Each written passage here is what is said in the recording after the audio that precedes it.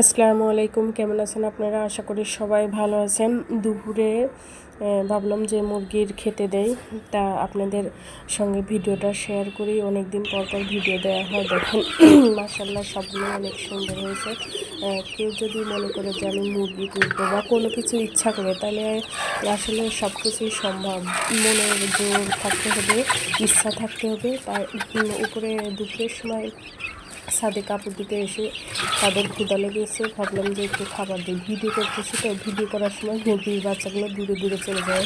আসলে ভয়টা একদম ছোটোর থেকেই ছাদে রেখেছি ওদের। এইভাবে 3-4 মাস আর কি, আপনার শীত যতদিন থাকবে, এখন তো হালকা হালকা পড়তেছে, ততদিন ছাদেই রাখবো। কারণ নিচেই ছেড়ে দিলেই বেজি, তারপরে আপনার কুকুর সব কিছু মিলায়ে ধরে নিয়ে যাবে। আর এইভাবে একদম ছোট জিরো থেকে আপনার যদি আপনারা বদ্ধভাবে ধরে মুরগির এইভাবে বড় করেন, তাহলে একটা বাচ্চাও মারাও যাবে না, অসুস্থও হবে না। যদিও একটু অসুস্থ হয়, আপনি হালকা পাতলা প্রাকৃতিক চিকিৎসা দিলেই আলহামদুলিল্লাহ ভালো যাবে। আমি আপনার 0 থেকে 7 দিনের ভ্যাকসিন দিয়েছি, 21 দিনের দিয়েছি, আবার 2 মাস হইলে ওদের দিব, ভ্যাকসিন দিব। কিডনির বুস্ট কমপ্লিট করে তারপরে মাশাআল্লাহ আমার একটা বাচ্চাও কিছু হয় না। এইটা এখানে 9টা বাচ্চা, ওদের আবার আলাদা করছি, কারণ ওই মুরগি ওদের ঠোকায়। ভাবছি যে কদিন পরে এইগুলো আবার একসঙ্গে করে দেব।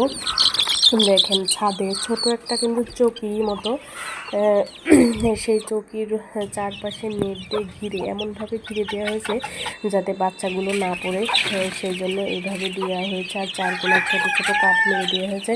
বাচ্চা ধরেন এক সাইডে গেলে সবগুলো চাপে বাচ্চা পড়ে যেতে পারে, বা নিচে পড়ে গেলে তো সেই আবার বাচ্চা মারাও যেতে পারে বিল্ডিং ছাদে।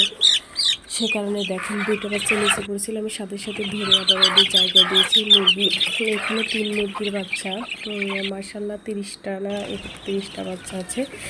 দেখেন, আর এইগুলো নিচে যে খাবার পড়ছে, হালকা হালকা ছিদ্র আছে, সেইগুলোর জন্য আবার ছেড়ে দিচ্ছি। ওদেরও এইখানে দিয়ে দেবো কয়েকদিন পরে।